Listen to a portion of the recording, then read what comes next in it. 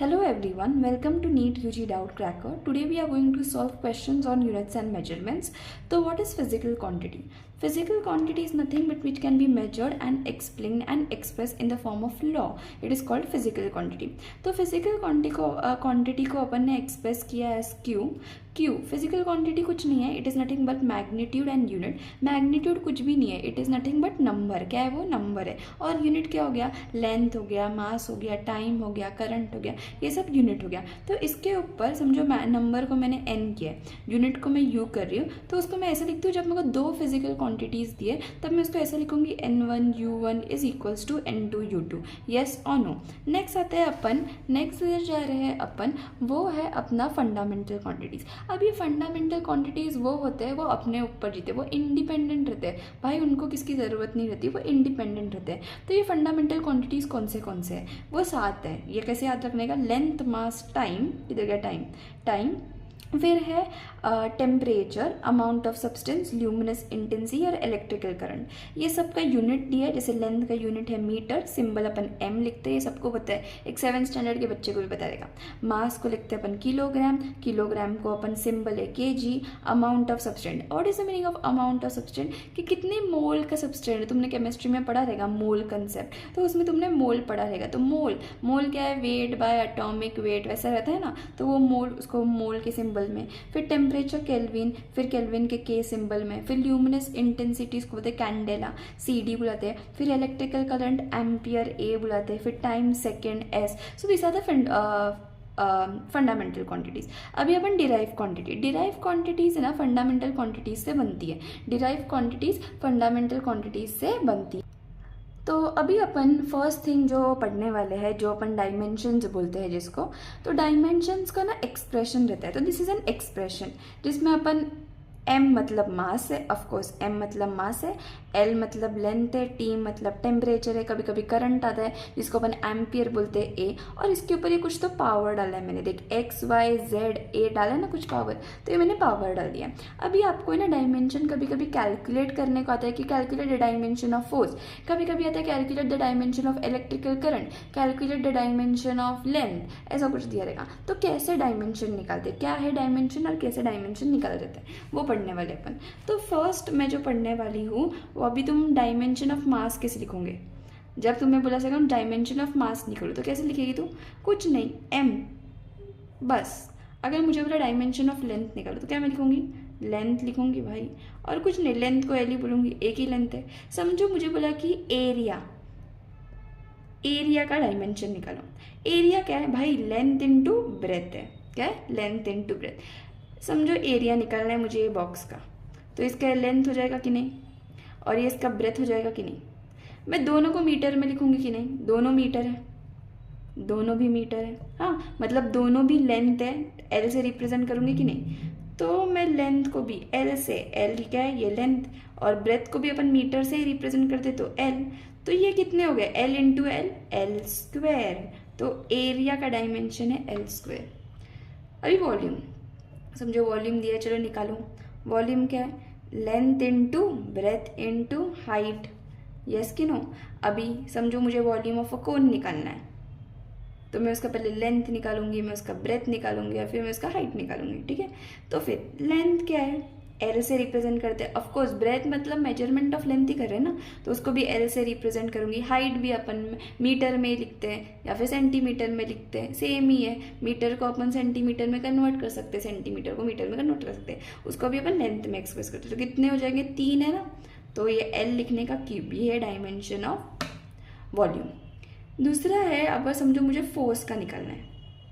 Force से पहले अपन acceleration का निकालते हैं, वेलोसिटी का निकालते हैं. किसको पता है वेलोसिटी का फॉर्मूला क्या होता है? अगर लॉज ऑफ मोशन सीखा होगा तो पता है तुम लोग को, distance by time. Distance by time. अब distance is nothing but length. भाई डिस्टेंस मतलब क्या? तुम यहाँ पे थे, तुम अभी तुम्हारे घर पे थे, तुम तुम्हारे स्कूल में गए. ठीक है. तो ये क्या हो गया? डिस्टेंस कवर किया, उसको ये लेंथ बोलते हैं ना, तो लेंथ. और टाइम को अपन T से रिप्रेजेंट करते हैं, T फॉर टाइम. अगर इधर पीछे मैंने लिखा नहीं होगा तो मैं आपको दिखाती हूँ. लेंथ इधर दिखा रही हूँ मैं आपको, कि लेंथ को अपन L से बोलते हैं, मास को अपन M बोलते हैं, टाइम को अपन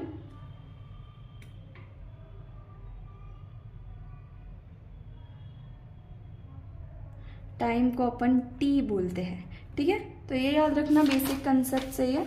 तो अब यहाँ पे देखा जाए कि टाइम दिया है टी, अभी ऐसा कुछ आया है भाई। अब बहुत बच्चे कंफ्यूज होते हैं कि अभी इसको कैसा है, ये थोड़ी ना डायमेंशन है, इसको थोड़ी डायमेंशन, तो ये लेंथ को ऐसा कैसे रख दो, और ये टाइम को बोला चल तू ऊपर जा, टाइम को बोलो चल तू ऊपर जा। तो जब ये ऊपर जाएगा ना, तब इसके ऊपर कुछ पावर है क्या, इसके ऊपर कुछ पावर है क्या, 2 3 पावर है क्या, कुछ नहीं है ना।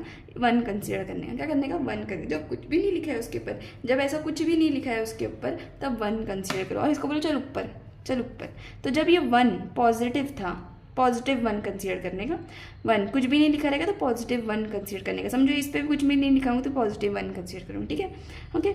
अभी इसको मैं ऊपर बोल रही, चल ऊपर जा, कोई कुछ भी नीचे जाएगा उसका क्या बनेगा, ऊपर चल, तो हो जाएगा, अगर +1 है ना तो ऊपर जाके वो -1 हो जाएगा। तो this is nothing but velocity. अभी अपन एक्सेलरेशन का फाइंड आउट करते हैं। अब ये एक्सेलरेशन क्या बोल रहे हैं, एक्सेलरेशन का किसको पता है, एक्सेलरेशन का क्या है, डिस्टेंस, आई थिंक, चलो ऐसा करते हैं, वेलोसिटी बाय टाइम। अरे बाप रे, वेलोसिटी बाय टाइम, तुम्हें वेलोसिटी का डायमेंशन आ गया था, ये है वेलोसिटी का, LT पावर -1, वही लिख दो, T पावर -1, और नीचे क्या है, टाइम, तो उसको कैसे बोलते हैं T। अब इधर कुछ भी नहीं लिखा है तो मैं क्या लिखूंगी, +1, क्या लिखूंगी, कुछ भी नहीं लिखा है तो +1 लिखा। अब इसको क्या बोलेंगे, चल ऊपर चल, चल वो गया ऊपर, तो LT पावर -1 वेलोसिटी का, और ये जो मैं ऊपर बोल रही हूँ उसका। अभी 2 T पावर -1 हो गया अपने पास, एक T पावर -1 ये, एक T पावर -1 ये। अब ये दोनों को मल्टीप्लाई कर दो, सेम सेम है ना, सेम टाइम सेम सेम, तो कितना हो जाएगा, T पावर -2, -1 को -1 से मल्टीप्लाई किया, -2 हो जाएगा। ऐड कर दो इसको, add T power -1 plus T power -1 कितना हो गया, T पावर -2, ठीक है। ये है मेरा एक्सेलरेशन का डायमेंशन। एक्चुअली इतनी गंदी हैंडराइटिंग है क्योंकि मैं एक डॉक्टर हूँ इसलिए।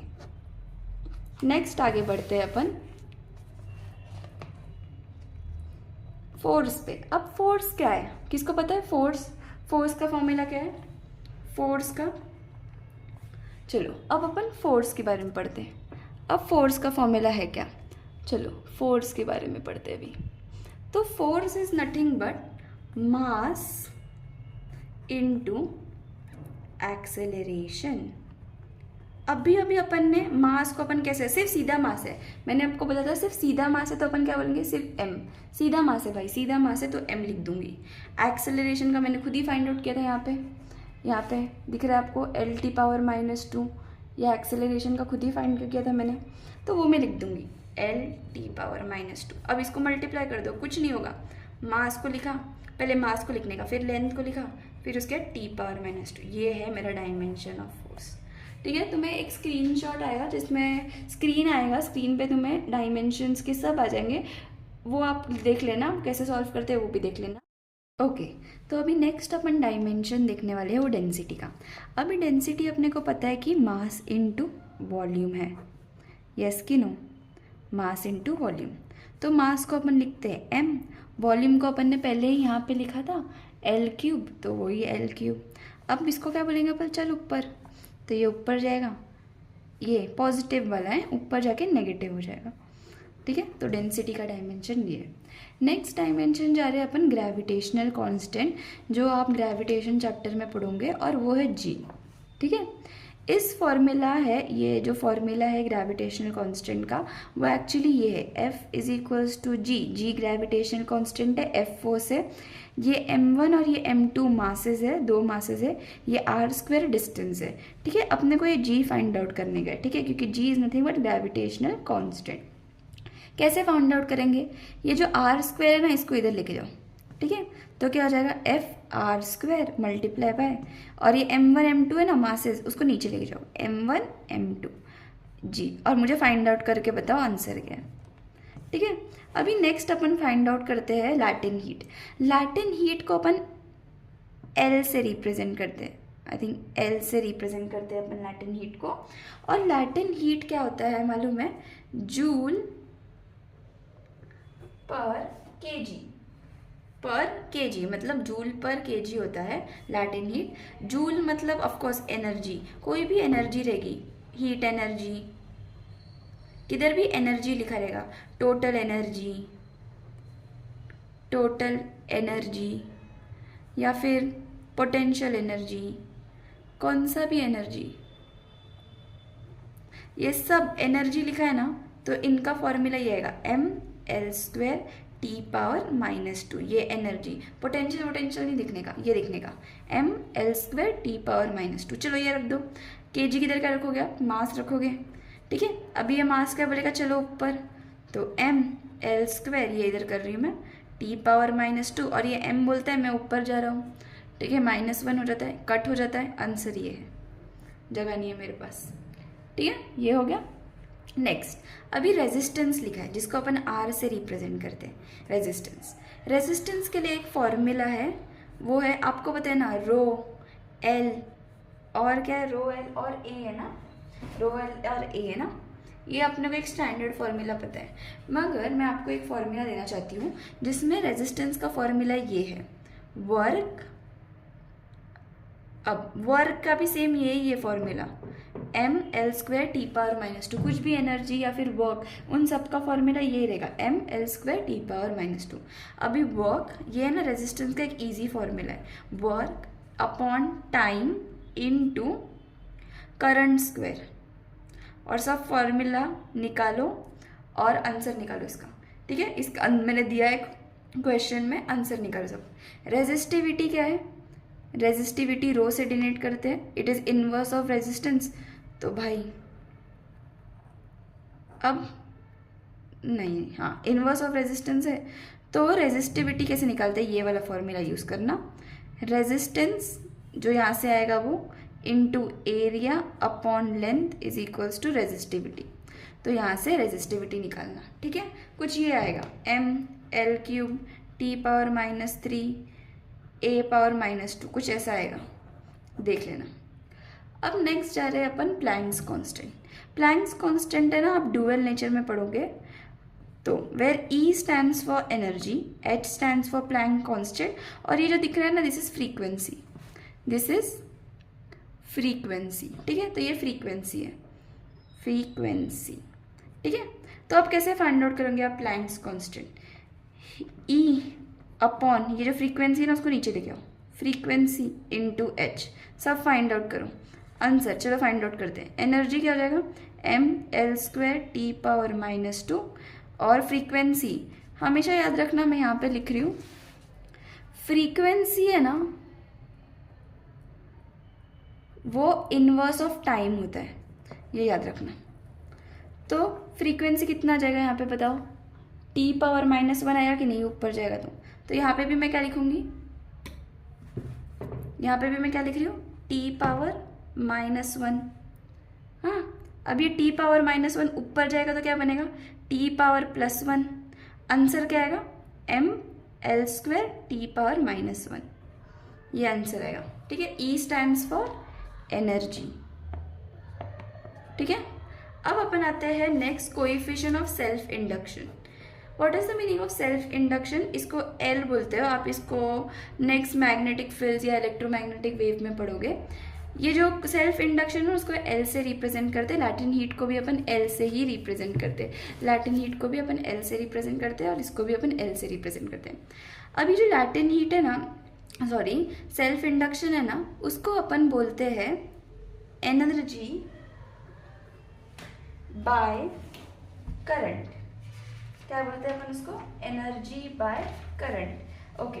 तो अब इसको एनर्जी बाय करंट बोलते हैं अपन, और एनर्जी mL² T⁻⁻2, और करंट कितना है, ऑफकोर्स सबको पता है एम्पियर, तो इससे तो आंसर निकल ही जाएगा भाई, क्या है आंसर, mL² T⁻⁻2 A⁻⁻1, ये आंसर है कि नहीं, ये आंसर है, ठीक है। नेक्स्ट आगे बढ़ते हैं अपन, next is gas constant. Gas constant आपने केमिस्ट्री में पढ़ा रहेगा, वो है R, ठीक है, R, ये फॉर्मूला आपने पढ़ा रहेगा, PV = nRT। R find out करना, P क्या है मैं सबका बताती हूँ, P प्रेशर है, P stands for pressure, V stands for volume, सबका होमवर्क है. N stand for mole, और मोल वैसा का वैसा ही आएगा, ठीक है. R तो गैस कांस्टेंट है, और T स्टैंड फॉर टेम्परेचर, ठीक है. R फाइंड आउट करना है, सबने फाइंड आउट करना है, ठीक है. चलो, इजी है एकदम, कुछ डिफिकल्ट नहीं है इतना कि तुम्हें कुछ ये आएगा. नेक्स्ट टॉपिक जो अपन पढ़ने वाले हैं वो है सिग्निफिकेंट फीचर्स. तो इसमें कुछ 5 बेसिक लॉज रहते हैं, तो अपन हर एक लॉज एकदम अच्छे से पढ़ने वाले हैं. तो फर्स्ट लॉ क्या बोलता है, देखो. फर्स्ट लॉ जो अपन पढ़ने वाले हैं वो क्या है, all non zero digits of figures are significant. Significant का मतलब क्या है, कंसिडर्ड किया जाता है. Significant,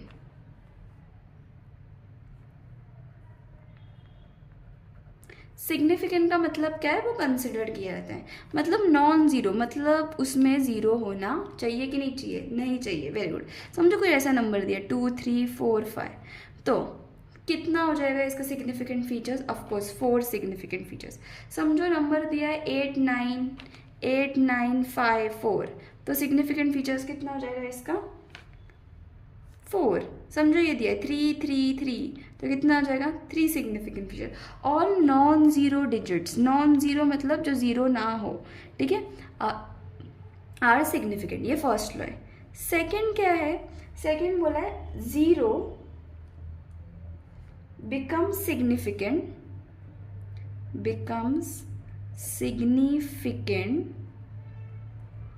figure, zero becomes significant figure if it appears between two non-zero digits.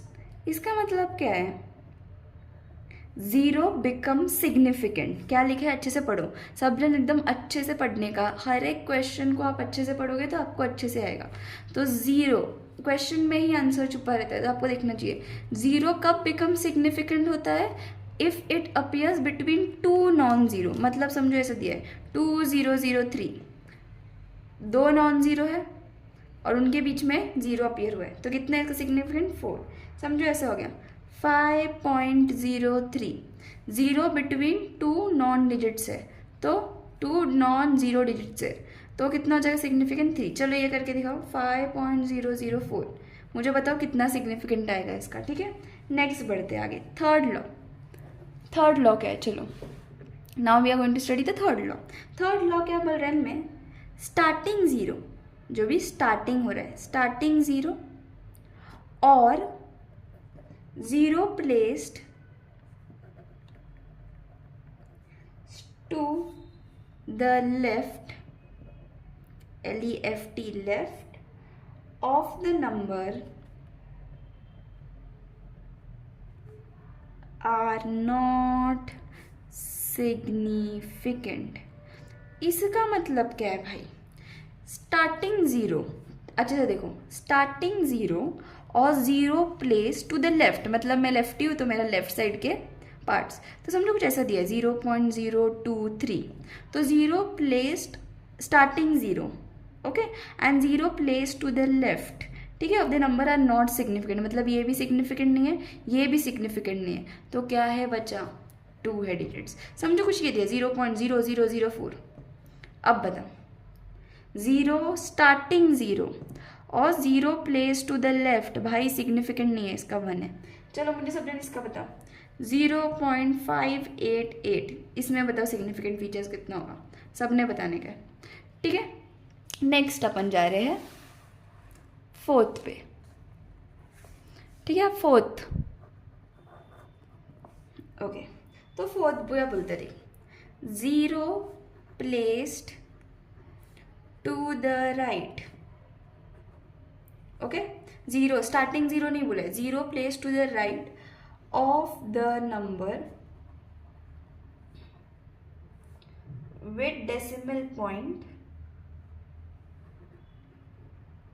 with decimal point are significant. भाई 0 place to the right of the number, मतलब समझो ये कुछ नंबर दिए 543.20, समझो ये नंबर दिए, ठीक है। तो 0 कहाँ पे है भाई, राइट में। ओके, विद डेसिमल पॉइंट ना, डेसिमल पॉइंट है, डेसिमल पॉइंट दिख रहा है आपको, नंबर भी राइट में, तो इसका सिग्निफिकेंट कितना है भाई, 5 है इसका सिग्निफिकेंट। समझो ये कुछ दिया है 433.00। अब ये कैसे सिग्निफिकेंट हुआ भाई, हुआ सिग्निफिकेंट क्योंकि zeros place to the right of the number are significant, यही तो लिखा है ना, zeros place to the right of the number are significant. तो इसका भी कितना है, 5। चलो अपन ये करके दिखाओ मुझे, 34.300, सब जन करके दिखाना, ठीक है। तो ये हो गया अपना सिग्निफिकेंट का। और एक लॉ है which is called fifth law, उसको बोलते हैं जो एक्सपोनेंशियल रहता है ना, एक्सपोनेंशियल, समझो 3 × 10⁸। तो ये जो एक्सपोनेंशियल पावर है ना, दीज आर नॉट सिग्निफिकेंट, मतलब इसका सिग्निफिकेंट से 1 आएगा। समझो दिया है 3.2 × 10⁻⁻6, तो ये भी कंसिडर्ड नहीं आता, कुछ भी पावर पे होगा तो वो नहीं कंसिडर होगा, इसका सिग्निफिकेंट कितना हो जाएगा 2। तो ऑल एक्सपोनेंशियल जीरोज, ये एक्सपोनेंशियल की जो पावर है ये 10⁻² पावर वाले, these are also not significant. चलो नेक्स्ट करते हैं अपन, अभी राउंडिंग ऑफ करते हैं। अभी अपन कैसे राउंडिंग ऑफ सिग्निफिकेंट फीचर्स करते हैं, राउंडिंग ऑफ सिग्निफिकेंट फीचर्स कैसे करते हैं, फिगर्स कैसे करते हैं। तो फर्स्ट रूल क्या है, अभी रूल मैं सिर्फ बोलूँगी, आपको लिखना है, ठीक है। अभी देख, इफ द डिजिट इज 5, पकड़ लो कि लास्ट का जो डिजिट है वो 5 है, समझो ये पकड़ लिया, मैं से 2 बता रही, 3.75 पकड़ लिया समझो एक, और दूसरा पकड़ा है 3.85, ठीक है, ऐसे पकड़ा है। तो अब देख, इफ लास्ट का जो डिजिट है वो 5 के एंड हो रहा है, 5 से एंड हो रहा है, ठीक है। तो 5 को वैसे कैसे रखने का, 5 को उसके इधर का नंबर देखने का, ठीक है, इधर का। जब इधर का नंबर ऑड है ना, तो ऐड 1 यहाँ से ऐड कर दो, तो ये कितना आ जाएगा 3.8, ऐड करो। जब भी ऑड रहेगा ना, उसके बाजू वाला नंबर उसको एक धक्का देके ऐड कर दो। मगर जब इवन रहेगा ना, तो उसको एज इट, जब इवन रहेगा नंबर, इवन पता है ना, 2 4 6 8 10 12 ये सब इवन है ना, समझो इवन नंबर रहेगा ना उसके इधर, तो उसको वैसा का वैसा ही, इसको सिर्फ हटा दो और इसको ऐसा का ऐसा लिख दो, ठीक है, कुछ समझ में है। अगर ऑड रहेगा तो मैं इधर 5 से एक नंबर निकाल के इसमें लगाऊंगी, अगर इवन रहेगा तो 5 ऐसा का ऐसा निकाल लूँगी, ठीक है। अभी आगे बढ़ते हैं अपन, चलो नेक्स्ट पढ़ते हैं। अभी नेक्स्ट वाला पार्ट क्या है कि इफ़ द डिजिट 5 नहीं है, if the digit last digit, if the last digit is more than 5, अरे बाप रे, मोर देन 5 है, if the last digit is more than 5, समझो कुछ ऐसा है 3.88, लास्ट डिजिट मोर देन 5 है, तो तब ऐड कर दो। जब मोर देन 5 रहेगा ना, तो इधर से एक नंबर ऐड कर दो बाजू वाले नंबर में, तो ये कितना हो जाएगा 3.9, ठीक है। समझो ये दिया है 3.79, तो क्या करोगे, 5 है कि लास्ट का नंबर, नहीं है 5 नहीं है, 5 होता तो अपन ऐड करते, वैसा वो ये वाला खेलते हैं अपन जो पहले मैंने बताया। मगर 9 है, 5 से ज़्यादा है, तो इसको कैसे, इधर से एक नंबर उठा के इधर डालने का है, बस वही देखना है, 3.8 हो जाएगा। चलो ये करके दिखाओ सब जन, ये कैसे करोगे, और ये भी करके दिखाओ, और ये भी करके दिखाओ, ठीक है, ये भी करके, इसको राउंड ऑफ करो 3 तक राउंड ऑफ करो, तीनों को राउंड ऑफ करो 3 तक, मतलब 3 नंबर आने चाहिए तुम्हारे, ये 3 तक करो राउंड ऑफ, कैसे करोगे तुम करो, ठीक है। अभी देख, if the last digit is less than 5, अगर लास्ट डिजिट लेस देन 5 है, समझो ऐसा है 3.72, तो उसको ऐसा कैसा ड्रॉप कर दो, कुछ भी ऐड करने की ज़रूरत नहीं है। समझो 3.93 है, उसको ऐसा कैसे निकालो भाई, 5 से कम है ना, वैसा का वैसा निकालो। चलो ये करके दिखाओ, अभी एक्चुअली इसमें है तो ये वाले में कर देना आप, ठीक है। तो आई थिंक ये हो गया अपना नेक्स्ट चीज़, that is the significant features अपन ख़त्म हो गए। अभी मैं आपको कुछ ये बताना चाहती हूँ कि एरर्स कैसे सॉल्व करते हैं। एरर्स के क्वेश्चन कैसे होते हैं। एरर्स में जो मल्टीप्लिकेशन रहते हैं, एरर्स में जो डिवीजन रहते हैं उसको कैसे सॉल्व करते हैं। एरर्स में जो एब्सोल्यूट एरर निकालते हैं, मीन एरर निकालते हैं, रिफ्रैक्टिव एरर्स निकालते हैं, वो कैसे सॉल्व करते हैं, तो अपन वो पढ़ेंगे अभी, ठीक है। ओके अभी अपन क्वेश्चन सॉल्व करने वाले हैं जो भी अपन ने पढ़ा है या फिर जो भी अपन मिस कर दिए पढ़ते समय। तो फर्स्ट क्वेश्चन सॉल्व करते हैं अपन। तो यहाँ पे फर्स्ट क्वेश्चन क्या लिखा है, अ फोर्स एफ। क्वेश्चन अच्छे से पढ़ना सीखो, जब क्वेश्चन अच्छे से पढ़ना सीखेंगे ना तो आंसर आराम से आ जाते हैं। तो यहाँ पे लिखा है फोर्स एफ, तो टिक कर दो इसको। Force F is given by, F क्या है, force F A T plus B T square, where T is time, मतलब ये जो टी लिखा है वो टाइम है। फाइंड बोला है ए और बी, फाइंड क्या करना है, ए और बी। मैंने ऐसा कुछ तो सिखाया ही नहीं। पहले जब भी ऐसा कुछ दिया रहेगा तो पहले लिखने का F is equals to A T plus B T square, ठीक है, ऐसा लिखा। अब इनके बीच में जो प्लस है ना, प्लस उसको है ना इक्वल टू कर दो। क्या कर दो, इक्वल टू कर दो। क्या कर दो, इक्वल टू।